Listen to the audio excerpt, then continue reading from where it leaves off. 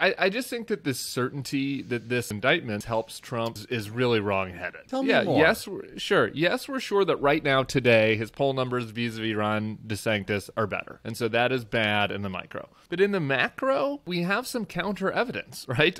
Most specifically, Donald Trump's loss in 2020, but also in the midterms. There is a plurality of people in this country that are done with the crazy. And I just am not convinced that Donald Trump getting indicted, Donald Trump having to go to court, Donald Trump lying, Donald Trump having Joe Tapioca on TV, like defending him, everybody having to relive and rehash all of Donald Trump's crimes and corruptions helps him in the end. I agree with that, though. I think but it could I agree with that. Yeah. Are you talking about the you're primary talking about or the general? You're talking about the general election. You're not talking about the primary. And all I'm saying is, like, the biggest opportunity to stop Donald Trump so that we're not rolling the dice on our democracies in the Republican primary. Nothing is crazier to me than the extent to which we have actually seen this movie before and nobody is behaving differently. So I'm starting to get anxious, very anxious, that there's actually not somebody who's capable of stepping up. In the general, like, different. I guess my point is, we said on this podcast, when doing our way too early assessment of Ron DeSantis, inevitably these guys were going to have to go toe-to-toe with him. If it wasn't about Alvin Bragg, it was going to be about something else. And if nobody has the support, the charisma, the message to beat him, why are we wetting our panties about it? It's not Alvin Bragg that's, like, going to make or break whether Donald Trump wins his primary, I don't think. It's whether or not one of these other guys is able to make the case that they're better off. It's a bunch of college-educated white people, which is like the best group for Democrats, like all rending each other's garments about how non-college MAGA white people are going to react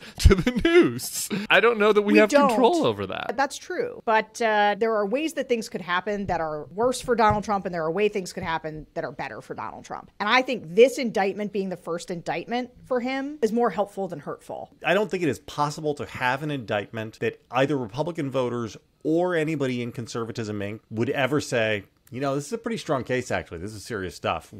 I just don't think that exists. This is all going to recede, as we said, like into the background. By next week, Donald Trump will have truthed out that Ron DeSantis is Disney's bitch or something, and everybody will be laughing about that, right?